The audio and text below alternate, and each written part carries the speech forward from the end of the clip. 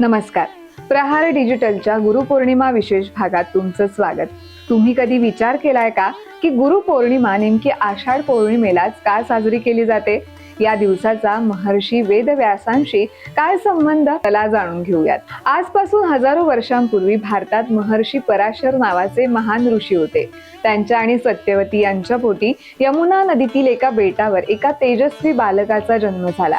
संस्कृत मध्ये बेटाला द्वीप म्हणतात आणि त्यामुळेच बालकाचं नाव पडलं कृष्ण द्वौपायन. त्यांचा वर्ण सावळा असल्यामुळे कृष्ण आणि बेटावर जन्म झाल्यामुळे द्वौपायन. पुढे हाच कृष्ण द्वौपायन भारतीय संस्कृतीतील सर्वात महान ऋषींपैकी एक ठरला आणि जग त्यांना महर्षी वेदव्यास म्हणून ओळखू लागले. त्या काळात चारही वेद एकाच विशाल ज्ञानरूपात अस्तित्वात होते. सामान्य माणसासाठी त्या ज्ञानाचा अभ्यास करणं कठीण होतं. महर्षी वेदव्यासांनी हे ज्ञान लोकांपर्यंत पोहोचवण्यासाठी वेदांचे ऋग्वेद, यजुर्वेद, सामवेद आणि अथर्ववेद असे 4 भाग केले. यामुळे वेदांचा अभ्यास अधिक सुलभ झाला आणि त्यांना वेदांचे विभाग करणारे म्हणजेच वेदव्यास हे नाव प्राप्त झाले. पण त्यांचं कार्य इथेच थांबलं नाही. त्यांनी जगाला महाभारत हा महान ग्रंथ दिला. महाभारतातील भगवद्गीता आजही जगभरातील कोट्यवधी लोकांना जीवनाचा मार्ग दाखवते. याशिवाय 18 पुराणांचं संकलन, ब्रह्मसूत्रांची रचना आणि भारतीय ज्ञान परंपरेचं जतन करण्याचं महान कार्य त्यांनी केलंय. म्हणूनच भारतीय संस्कृती त्यांना आदिगुरु मानते. भारतीय परंपरेनुसार आषाढ पौर्णिमेलाच महर्षी वेदव्यासांचा जन्म झाला अशी मान्यता आहे.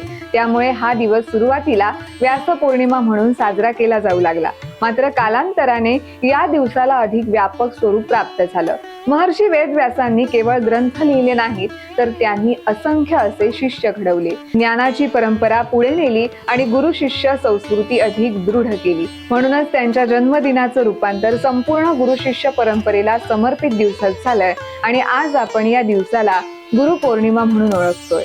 आज आपल्या हातात मोबाईल आहे, इंटरनेट आहे, कृत्रिम बुद्धिमत्ता आहे. एका क्लिक मध्ये जगभरातील माहिती उपलब्ध होते. पण माहिती मिळणं आणि ज्ञान मिळणं यात खूप मोठा फरक आहे. माहिती कोणत्याही पुस्तकातून किंवा इंटरनेटवरून मिळू शकते, पण त्या माहितीचा योग्य उपयोग करून जीवनाला दिशा देणारा माणूस म्हणजेच गुरु. म्हणजेच गुरुपौर्णिमा हा एक केवळ सण नाही, तर तो कृतज्ञतेचा दिवस आहे.